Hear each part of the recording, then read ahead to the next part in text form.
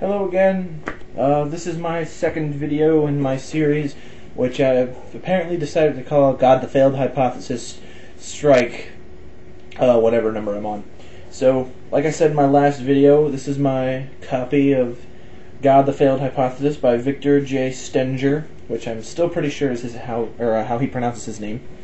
So, what I intend to do here is, apparently, also I'm a big liar, because I went over these last night and some of today, and I decided that it would take me forever and a day to make all these. So what I'm going to do is, since these next two are really, I can rebut these really rather quickly, we're going to do them both in this video. So let's do this, shall we?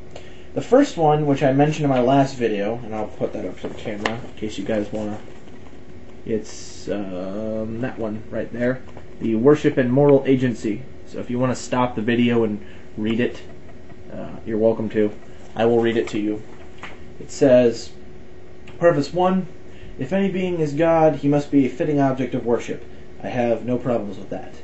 No being could possibly be a fitting object of worship, since worship requires the abandonment of one's role as an autonomous, I'm dyslexic, so work with me on this. An autonomous moral agent. I have a problem with that. Therefore, there cannot be any being who is God. So, the whole basic, what this is saying here is, if there's a God, he has to be fitting of worship. Worship is impossible, therefore, there is no God. That is stupid. I'm sorry. Mr. Stenger, if you ever do watch my videos, you are a moron. Because that is a very, very stupid claim. Basically, I'm going to break this down in super layman's terms, because this is how I perceive what he's trying to say here. If there's a God, he must be fitting of worship. The definition of worship means you have to abandon your role as an autonomous moral agent, meaning you make your own morals. You decide what is moral. So he must be a moral relativist. So, Veritas, if you're watching these, feel free to rebut me or something, or correct me if I'm getting this wrong. So please, I hope you're watching this.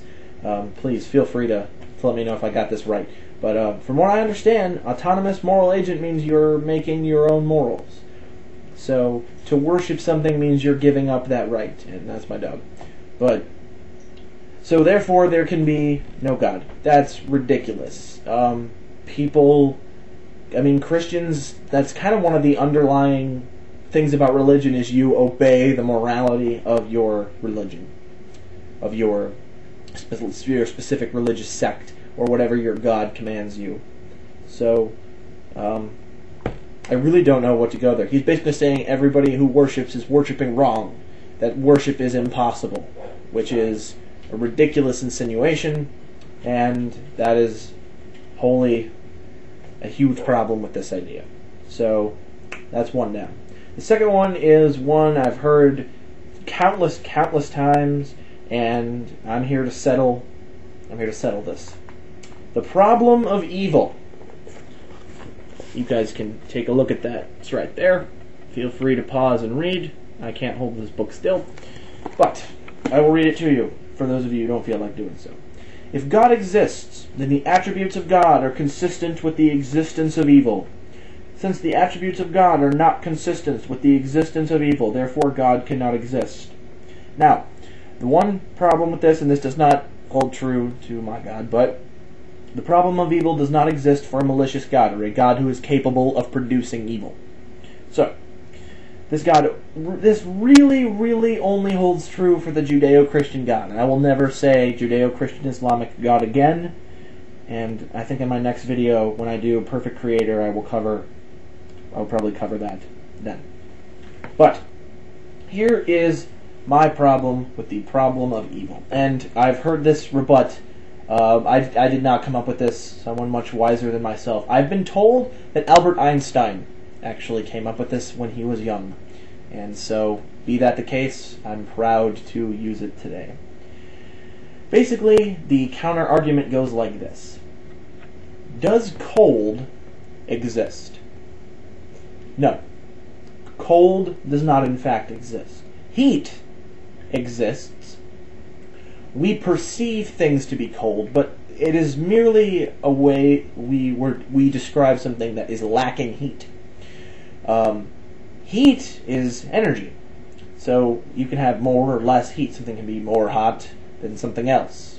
Now we can say something is more cold than something else, but it would be more accurate to say something is less hot, because cold does not actually exist. Cold is a way to express something that is lacking heat. Another question would be, does darkness exist? And just like with cold, no, darkness does not exist. A place can be more dark than some other place, but it would be more accurate to say a place is less light, because light is measurable. Light actually exists. Darkness is a lack of light. So, likewise with cold and darkness, does evil exist? And I personally say that no, evil does not exist. We can measure how good something. Good is a measurable. Some people will argue with me on that one, and that's an argument for another video. But some people can argue good. We don't worry, it's dogs. They're fighting in the living room. But someone can say something is more or less good than something else, because everything has a level of goodness. I'll say goodness of how it measures to people. Like, were I to kill someone I don't like, that still has an intrinsic goodness to it, because I was doing it for benefit for myself. So it was good to me. It was not good for that person. It was not good for anyone else. It was good for myself, though. So, though we see that something is evil, what we are actually seeing is something that is less good, or not as good as something else. So, those are both my dogs together. So, what I say to you is that there is no such thing as evil. They are simply what we perceive as being evil because it is less good. Likewise, we perceive cold because something is less hot. We perceive things to be dark because they are less light. So, I'll go back over these real fast in really short. The first one was, if there is a God, he must be fitting of worship. Since nothing is fitting of worship because worship is impossible, there cannot be a God. That's stupid, because people do worship. People do give up their right, and they abandon being an autonomous moral agent by following the commandments of their God. So, that's stupid. And I have no problem with saying that that is stupid. And anyone who does not think that is stupid. Sorry, but it's true. And the problem of evil, which has been laid to rest here in this video. Anybody who would like to have a dialogue about the problem of evil, feel free, make a video response, post comments. But the problem of evil, as stated by Victor Stenger, is that if God exists, then the attributes of God are consistent with the existence of evil. Since the attributes of God are not consistent with the existence of evil, therefore God does not and cannot exist. Since evil does not exist, God does not have to have attributes that are consistent with the existence of evil.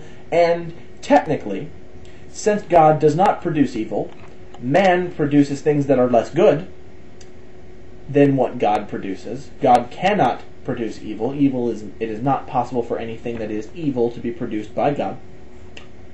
Therefore, evil does not exist. There is no problem with evil, and all of God's attributes are perfectly consistent with the non-existence of evil. So, that is my second video on God the Failed Hypothesis. That's 2 more chunks out of this book, and I hope you guys enjoyed it. Feel free, comment, and things like such. Peace out, and God bless.